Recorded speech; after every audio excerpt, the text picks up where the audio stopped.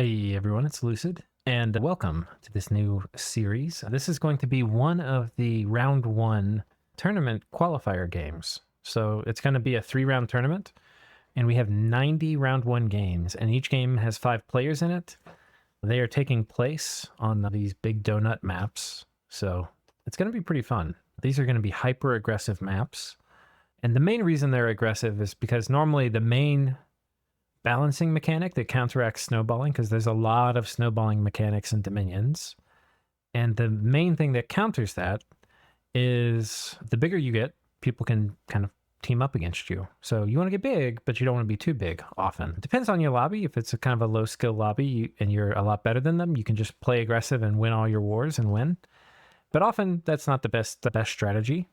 So yeah, on this map, though, when you kill your neighbor, you get 1 new neighbor, not like 3 new neighbors. So it's very aggressive. This game we're going to be looking at is game 71 on my server. And the nations in this game are, we have mekone being played by Stopgap.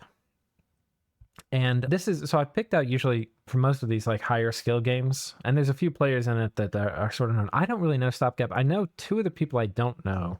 Arca was saying have like high win rates and stuff on Envoy or something like that. So anyway, that's that. And then we have Chris Lighthawk playing Vanheim. So he had played Vanheim in the last finals where Psy won. So, or not the last one, the one before that where Psy won. So yeah, Chris Lighthawk's playing them. So obviously he's a good player because he made it to the finals. And he was, I think, position 2 by the end. So that's a pretty strong vote for knowing what you're doing playing the game. And then we have Helheim, and Helheim's being played by Latch. Latch was the partner of Demosthenes in the last finals and is a very solid player. So that's kind of cool. And then we've got Niflheim, and Niflheim is being played by General X, who I don't know, but this might be one of the Envoy players. And they're playing Niflheim, which is very cool. Niflheim's a very cool and I think strong nation. They would be one of the nations I would consider taking in the early age in this format. And then Reckon, that is the god of Muspelheim, being played by Trifan, who I believe is also, I'm pretty sure Trifan's one of the good Envoy players. Envoy, by the way, for those of you who don't know, is one of the discords that like a lot of people play games in. It's really cool. I haven't really talked about it on the channel, but yeah, Envoy is really cool. You can basically use the Dominion's lobby system, and then it's basically like a bot that's integrated to read basically like a web dump from all the hosted games, and it can like ping you and stuff on Discord when it's your turn and things like that. So it kind of integrates Discord with the lobby system, like that Illwinter put into the game. Whereas what we're not playing on Envoy right now. We're playing on Clockwork, the Clockwork bot. So we're not using the Illwinter lobby. We're using just the normal old-fashioned, connect to an IP address server and do your turns there. So yeah, so these are the players, and this is turn 1.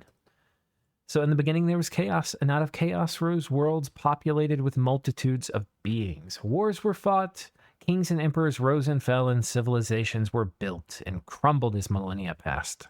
And it says we've cheated. Our God's too powerful. That's true. We have a very powerful God, and we definitely have cheating as omniscience. So we're going to go ahead and go to the next turn. Okay, and we have the next turn. And this turn is going to be pretty slow because basically people are making profits. We've got Leon. We've got, nobody's naming their profits. It doesn't look like anybody took the time to name their profits. And then we had a blind expansion, or this could be a scout ping. This was a scout ping. And this actually is a pretty good place to ping because it has a Minotaur here, and then there's this person who's probably going to summon water elementals. So very good to know that's here. Oh, and this person to do earth elementals. So this is actually going to be a pretty tough province. Very good they pinged it. I'm not sure. Let's take a look if it's even visible in the scout reports. To me it is, but I have a spy here. I think this would not be visible to the normal mekone. So this would have potentially been a place that they could have wiped an army. Just sending like a normal stack in, but not accounting for the 2 mages. So really good they pinged that. We'll go around and just look and see what people have built. And if there's a god, this looks like this is not full scales. I don't see any evidence of a god here. So I'm interested what these guys spent their design points on, because it's not full scales. Importantly, I don't see productivity, which I think is probably a mistake. I feel like that's definitely something you want on mekone. For those of you who don't know, we'll just flash up some of these nations as we go through them. Usually with mekone, you're wanting to make a lot of these guys. They're pretty amazing. They've got really good stats all around. They're just some of the best like scales troops in the game. They're really good. Like they got big magic weapons and formation fighter. They're just super good. So, but they take a lot of resources. You can see, well, these are, it's not showing the recruitment points here, but it's a lot of resources. I think, I mean, maybe I could be wrong. I think you need productivity. Though, I will say, when you play these guys, often you'll make these titans, which can give you resources. So there's a kind of a way around it. Like if you're making these elder cyclopses, you can get the resources at the start. There are a lot of gold though, so I don't think you can do them at the beginning. So this is a kind of weird opening from mekone. I feel like you either kind of need an awake expander to help you clear your cap circle to get the resources, or if you're going to go like more scales leaning, I feel like you need productivity, because until you get your cap circle cleared, you're not going to have enough resources to make your troops. So it's a bit odd. Over here in Muspelheim, we see they have been making Muspel giants, and they have tanked their heat and they've tanked their drain, but they have these scales and they haven't tanked to death. So what I'm expecting is like a moderate bless, but like basically a sacred focused build. Heim, they have a master enchanter who radiates power. So their god is a rainbow. So we are going to see a rainbow Niflheim bless. And they have made 2 Nifl giants this turn. So presumably we'll be seeing sacred expansion and stuff with Niflheim, which will be interesting. Niflheim sacreds can be really, really hard to deal with, especially in the winter.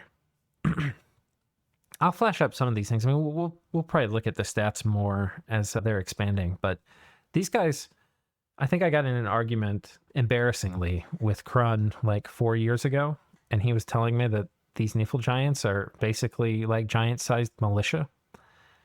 I can't think of anything farther from the truth. They've got 70 hit points. They have 14 protection that goes up to... So this mechanic changed, by the way. So they have 7 natural protection. This used to add ice protection to the armor, but now it adds it to natural protection. So what's actually going to happen is they have 9 like armor protection from their leather armor.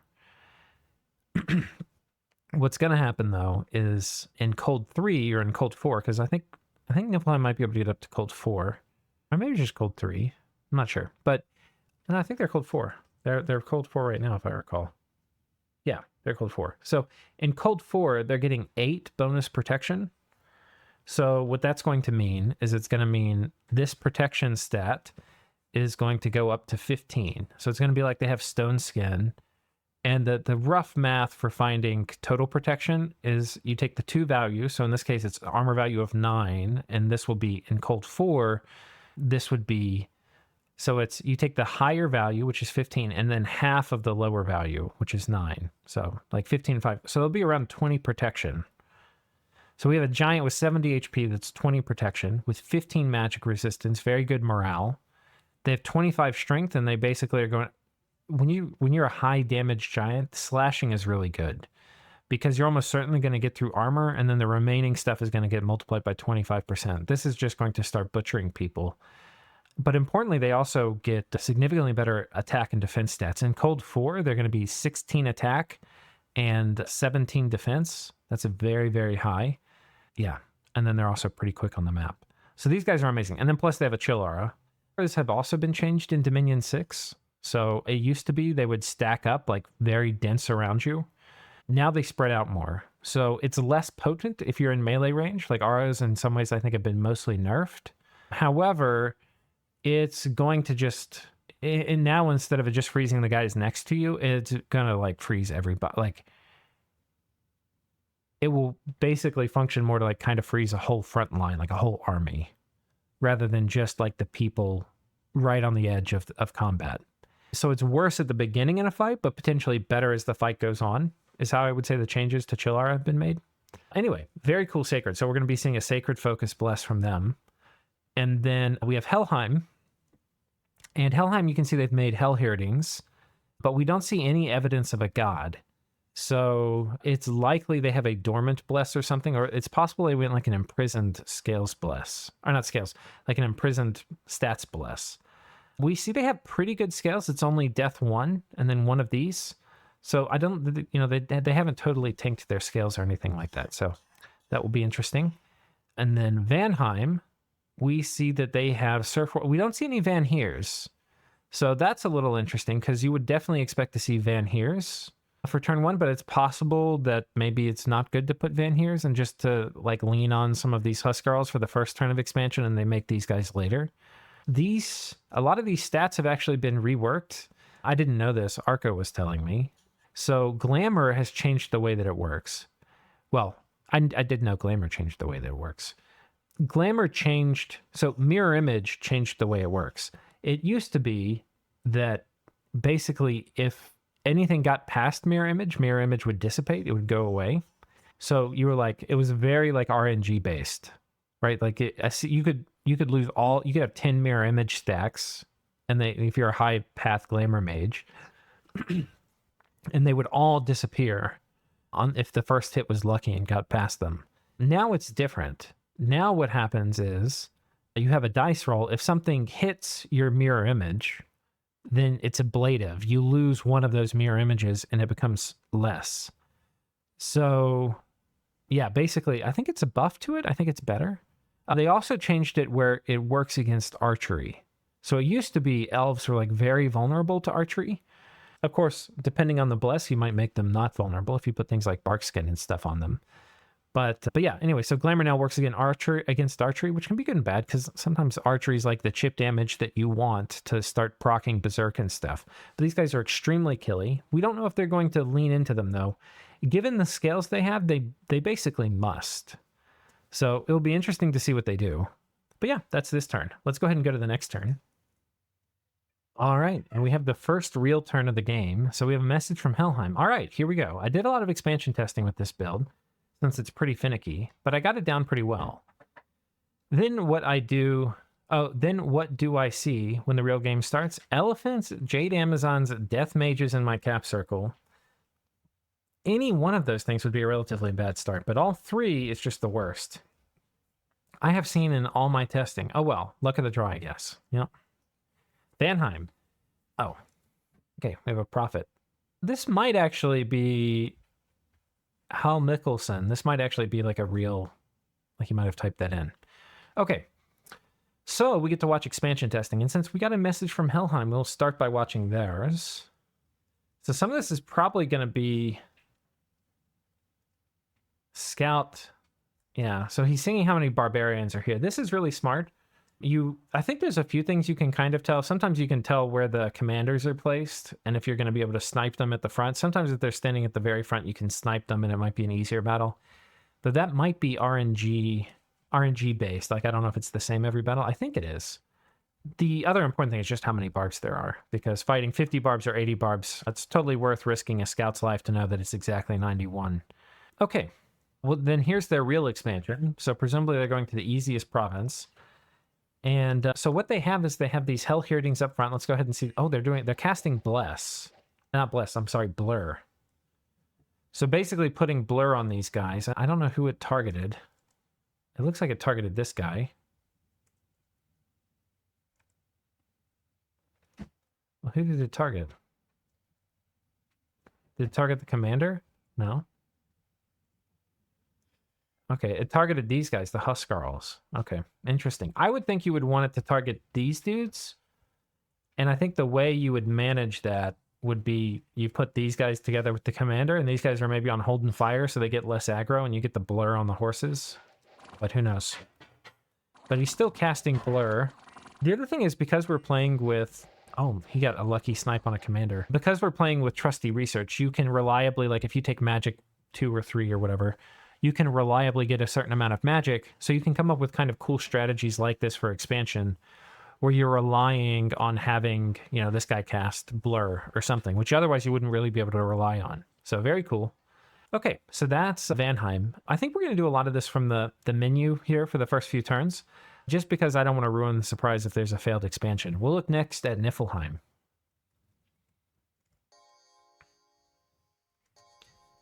Okay, so here are these big giant... Okay, so they have regen.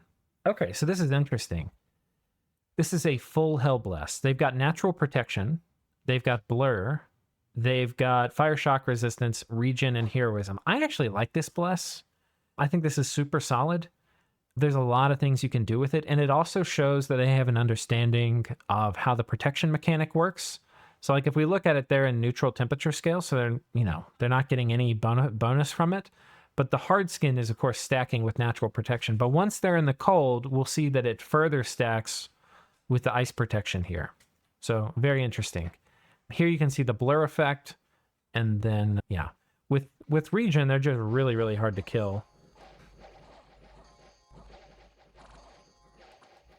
They might... Oh, fortunately, they have some people back here guarding the commander, because these guys could have potentially sniped the Prophet. That would have been a major setback. But it looks like Niflheim clears these indies rather easily, only loses one Jotun warrior, killing 60 guys. Very clean expansion. So that's really good. Next, we'll move on to Vanheim. So Vanheim, we didn't see any Van Heers in the army report, but the army report lied to us. There were indeed Van Heers. And... Or maybe I just misread it. That's the other possibility. So we'll see what their bless is. Okay, so the Vanheim bless is basically... Okay, so this is interesting. This is all the resistances. And then this is something we're probably going to see a fair bit of in the tournament. This is one of the... This kind of is what people think is meta right now. But of course, higher rounds in the tournament will help shed light on what actually is meta. However... The one thing that's going to be really common is seeing Undying paired with Enchanted Blood. And the reason is this is going to give them 10 more hit points. But normally, if you end combat with negative hit points, which is what Undying stuff is, you'll die after combat. Enchanted Blood will guarantee, basically, that they're going to heal up to full health after combat. So if you do these as a combo, you basically get the full Undying benefit. Where you're not dead after combat if you end up going into those hit points. And then furthermore, they added Larger to it. So yeah, Larger is going to give a 3 strength buff. So we can look at it here. I think not all these guys got blessed. So this guy didn't get blessed, but he still has the Larger effect because you don't have to be blessed to get it. So this guy's 16 strength. We can see the 3 strength buff. But these guys who got blessed are 18 strength because they get the blessed bonus of 2. So in total, it's 5 bonus strength, which when you add that with Berserker 5 is going to give them, they're going to be hitting for about 30 damage. Now, importantly, these are not magic weapons, so that's a kind of vulnerability, but they also have a bit of dark vision, which is nice, because Helheim, I think, has some nice death access. So this is like a very good all-around bless, and we don't know what their Dom score is, but presumably they'll be able to make almost 10 of these a turn. And I think the thing is with this is these are very hard to cheese, and I think also... The reason they don't have magic weapons is there's not really a lot of astral nations in this game. So if there were astral nations, you'd have to worry about like body ethereal spam and stuff like that. But that, I don't think, given the nations we have. I mean, Niflheim has some access to astral with their Gaija. Mekone, I think, might... I don't think Mekone does. I can't remember if these guys get some... No? Yeah, okay, so Mekone doesn't have any. I think Muspelheim gets some. Yeah, they have a chance at it. So very limited astral access. I think that could make sense, but it could also come back to bite them. So anyway, they expand, take a fair bit of losses, though, considering what they killed, but didn't lose any of the Van Heers. And in the capital, we can see they're making basically just Van Heers. So that'll be interesting. Next up, we have Mekone. Mekone is expanding with these guys, Sermon of Courage. And he's doing, as I think is wise, the low protection Ekdromos at the start, because you're going to be a bit resource constrained. And I was worried they wouldn't be able to make many, but making 5 of those is quite nice. So that looks like a very solid expansion here. They only lost 1 Hoplite, or 1 Ekdromos here, one of the human ones. So very nice. And oh my god, look what they found. Can you imagine? I mean, can you actually imagine? It's like they've been chosen to win the game. Your first turn expanding and you find a great gold mine with 2 dancing lights? You didn't even need to site search any of this? I mean, this is crazy. This is the most lucky first expansion I think I've ever seen. That's nuts. They better send us a message with sufficient, you know, appropriations and, you know, humbling themselves before the RNG god. Okay, so now here's Muspelheim. So we get to see what Muspelheim's expanding with. They've got awareness, so this will help against the various Heims. So there's a lot of glamour access in these nations, since there's Helheim, Vanheim. I don't know if Niflheim gets glamour, but awareness... Oh, no, this is... I'm sorry, I was thinking this was something else. Awareness is to basically means they're looking to like defense tank stuff. So yeah, so they've stacked up defense. They're doing awareness to help with harass penalty. And then they're doing larger, which actually anti-synergy here a bit, since it's going to lower defense. And then a bit of reinvigoration and spirit sight. Okay. I mean, this is fine. These guys definitely have pretty good defense. And awareness is pretty good on a giant, where otherwise they'll... Like, if you're counting on relying on defense, you know, awareness is going to help. So let's see how they're getting harassed. They're getting harassed down to 12, down to 15. This guy might be a little lower, 10. Okay. And then by the time the frontline routes... Yeah, okay. Yeah. They basically have prevented defense from being like fully eroded as a layer of defense.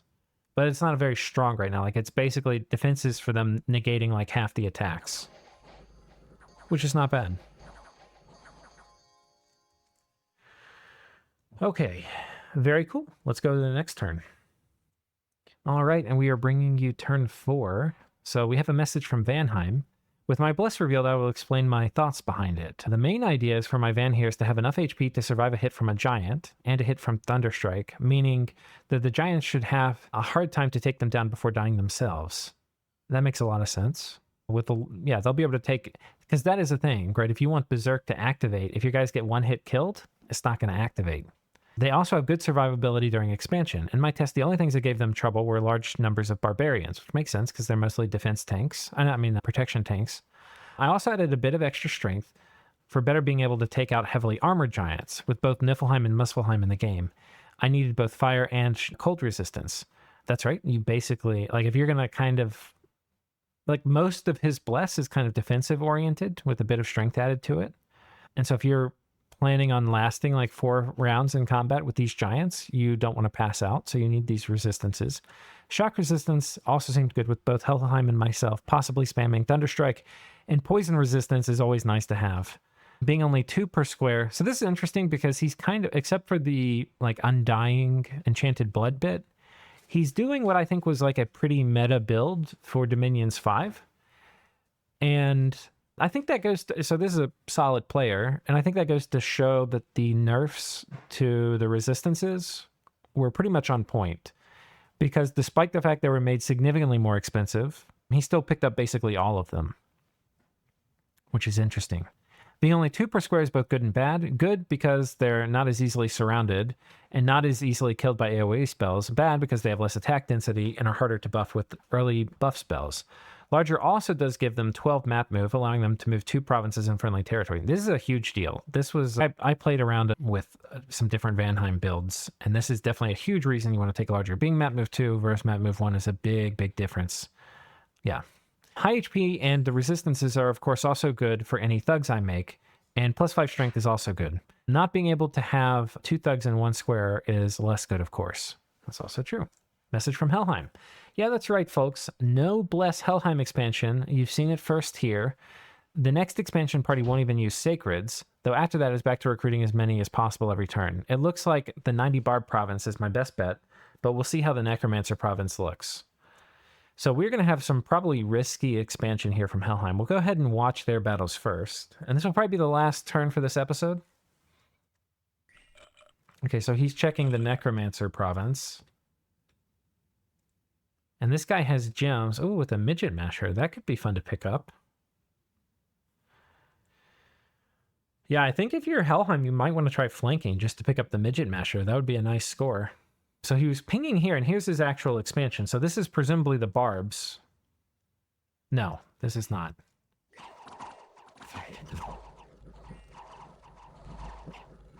Did he get blur on some of these guys? Yeah, the blur seems really... So we got him on these, but it seems really to preferentially target the infantry. Which is fine, because the infantry otherwise are more likely to die.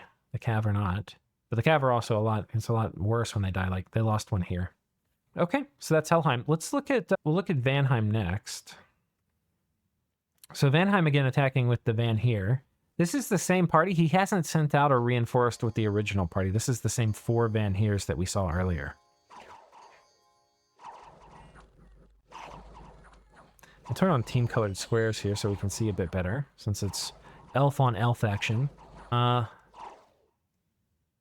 Yeah, so these elves are better than humans. They have significantly higher attack skill, and they have pretty good defense. This is about the same. It's a higher base, but just with all the things factored in, it's not uncommon to see heavy infantry and stuff with 14 defense skill. They don't have great protection, but they also have better than human hit points, and then a little bit better than human morale. So all in all, these guys are pretty tough. I mean, they're not in anything, like in any way, something to be scared about, but they are better than humans. Like, I think he probably would have beaten heavy infantry and stuff here, but probably not the Furbolg.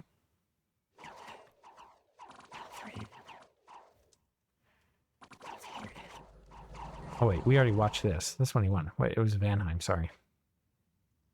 So this is a really bad stumble, I think, for Vanheim. Just because, like, this starting army, you really do want it to help clear a bit more of your cap circle just so you can get, like, expansion going with more Van Heers. The good thing is that, well, the good thing is basically that... Oh, he lost his horse on this guy, too. Let's see if he makes it off. Yeah. The good thing about this is that because he has, like, a bless build... Oh, this is kind of... Oh, he wasn't even trying to clear his cap circle. He's got elephants, a ton of barbs. Yeah, these are both really, really bad. It takes a crazy amount of Van Heers to kill elephants. Elephants are like one of the worst things to fight as Vanheim. So this is like a major, major danger, right? Barb's also really bad, and this is a huge stack. So he's basically, Vanheim is basically almost completely blocked from these provinces. And even when he does take them, like once he has like a party of like 30 or 40 Van Heers, he's still probably going to take significant attrition going after each of these. The good thing is because they have a ton of HP, they probably can tank better than normal. But, oh man, they're also choked with barbs here. So he's like fully choked off in this direction from barbs, which given his bless, which is basically counting on mostly protection tanking, is going to be, I think, very tough for him. I mean, we'll see if they can pull out anything. But this is where it's like kind of nice to have an expander or something like that if you have something like this. But it looks like he's going to be trying to expand this way to get away from these. And he probably... Oh, is this elephants again? Oh, these are more elephants. Elephant, elephant, barb, barb. He can sneak through over here and come through and expand. And he can also... He could like stealth here and then attack here. The problem is he can't trace income. So... this is a really tricky situation here for Vanheim. Let's come over and take a look at Helheim too. So Helheim also didn't choose to clear the cap circle. And this is what Helheim was talking about with... So it's kind of, you know, Helheim was the one that sent us the note complaining about their indies because they've got barbs, jade Amazons, elephants, and then more barbs, which I don't think they saw these. But this is a pretty rough start. But I feel like... First of all, I think... this Jade Amazon province is a lot easier to take, and there's not as many barbs here. So this one's 90 barbs versus like 160. And barbs are not that bad if you're defense tanking them, right? So if you have highly defensive troops, which is something Helheim has, it's a lot easier to kill these guys. But if you're protection tanking, which is what Vanheim is intending to do, barbs are tough. So it's a lot more barbs. And Helheim just, I think, is better set up to take them. So I think Helheim can break through these two, even though they're kind of tough, and then get down here. And then this is only 60 barbs. This is something that should be reasonably easy for them to take. But they do have, you know, they are kind of gated in by barbs. But, you know, this is early age. There's a lot of barbarians. There's another barbarian squad over here. So this is going to be really interesting and fun expansion to watch. Because both these players are sort of gated. So it'll be really interesting to see what they do. Now let's take a look at Mekone. So this is the exact same expansion party. So it looks like they're not trying to clear their cap circle first. I'm a little worried. Okay, turns out to have been fine. When I play Mekone, it's the Mekone like track and field team, and they're always sprinting off the field trying to save their own arse. But here, I was worried they were going to break. And I was worried that they picked different targets, and because they didn't all go on the first one, that they were going to, split and die. But here they have another great expansion with just really trivial losses. So it's a pretty easy province, but also really good expansion. And then next up, we have this one. And notably, we don't see Niflheim here, which is a bit strange because they have a really strong bless. So I'm not sure why they would choose not to expand. And this should be just a stomp. Yeah. So, yeah, didn't lose anything. But Niflheim is strangely missing. So let's come over here and let's take a look at Mekone. So Mekone has chosen, not Mekone, Muspelheim has chosen to work on clearing their cap circle instead of going farther out. So that's nice, so they can get more troops out. And this is one of the nice things if you have a high map move nation, like these giants tend to be high map move, that they can usually move into, if it's a plains, if there's not like bad terrain, they'll be able to move over this and attack here. So normally one of the reasons you don't want to like clear your cap circle, you want to like start veering out to like claim some of this contested ground sooner, is because your expansion parties are going to waste a turn moving through a province you've already conquered. But because this is a high map move nation, it makes more sense for them to clear their cap circle because their guys can they don't waste a turn moving through and they get more resources. So good to see that. And Mekone doesn't have productivity, but also is not going to clear their cap circle. Instead, they're going for contested land, which is interesting. They could also just be, anytime I say like whether they're going for contested land or clearing their cap circle, it also could be highly contingent on they could just be going after easy indies. But we do see pretty easy indies here and things like that. So they're making a lot of Ectromos, like the Gigantes. So we should see another expansion from them this turn. And of course, the big puzzle is what happened. They moved back into their capital. Cold 2 here. I think this sort of makes sense. So here's the thing. One of the things that changed in Dominions 5 to 6, I don't know why, but these Pegasus riders, they used to stand there and shoot their bows. So it looks scary because they have a big lance, but you just kind of go up there and kill them. And as long as you can tank the arrow fire, you're fine. Now they all jump in and they turn one lance you. So this actually is a significantly harder province, in my opinion. And then they also have a guy who's often doing Mind Burn and sometimes Soul Slay if you get really unlucky. So all these things are sort of risky for giants. So I think the decision that they made to come back was just because, they didn't feel comfortable fighting into barbs. I think you can fight into barbs in cold 3 or 4, but it probably wasn't there yet. And we're also entering summer. So this is sort of a hard time for Niflheim. It's something to think about when you're doing Niflheim expansion, is the game starts in early spring and it's going to be in summer really quickly by the time you're in the meat of expansion. So it's very hard to expand outside your dominion, especially into things like barbarians. So, but the Nifl giants are going to lose attack and defense and strength and protection when they're fighting in heat scales.